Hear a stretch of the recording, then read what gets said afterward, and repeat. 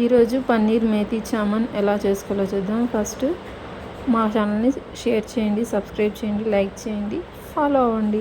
కావాల్సిన పదార్థాలు onion, tomato, green chilli, జీడిపప్పు నానబెట్టుకోవాలి. ఫస్ట్ మనం జీడిపప్పుని తరిగి పెట్టుకున్న టమాటోలో వేసి గ్రైండ్ చేసి పక్కన ఉంచుకోవాలి.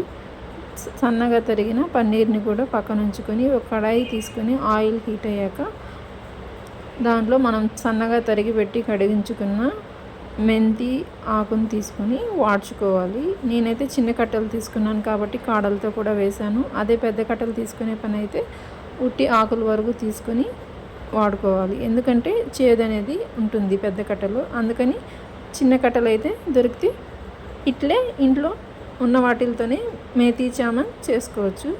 ఆయిల్ హీట్ అయ్యాక బటర్ యాడ్ చేసుకొని జీలకర్ర, గ్రీన్ చిల్లీ ఫ్రై అయిన తర్వాత సన్నగా తరిగి పెట్టుకున్న ఆనియన్ కూడా వేసి ఫ్రై చేసుకోవాలి.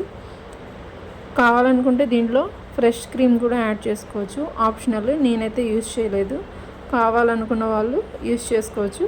కొద్దిగా అల్లం వెల్లుల్లి పేస్ట్ కూడా వేసి పచ్చివాసన పోయే వరకు వాడ్చుకొని మనం కావాల్సిన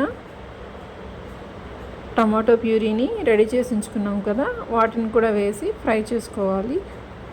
రుచికి తగినంత కారం, ఉప్పు, పసుపు వేసి ఫ్రై చేసుకొని కొద్దిగా వాటర్ యాడ్ చేసుకోవాలి. గ్రేవీని బట్టి వాటర్ తీసుకోవాల్సి ఉంటుంది.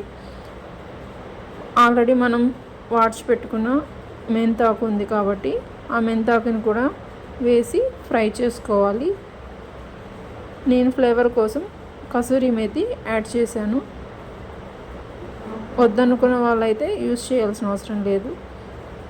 ఫ్లేవర్ కోసం బాగుంటుందని నేను ప్రతి గ్రేవీస్లో, ముఖ్యంగా పన్నీర్ అలాంటి గ్రేవీస్లో కంపల్సరీ యూజ్ చేస్తాను. ఫైనల్గా గరం మసాలా, కసూరి మేతి వేసి కొద్దిగా వాటర్ వేసి గ్రేవీ చిక్కబడే వరకు ఉంచి దించుకోవడమే. కసూరి మేతి ట్రై చేసి చూడండి. నచ్చితే లైక్ చేయండి, షేర్ చేయండి, సబ్స్క్రైబ్ చేయండి.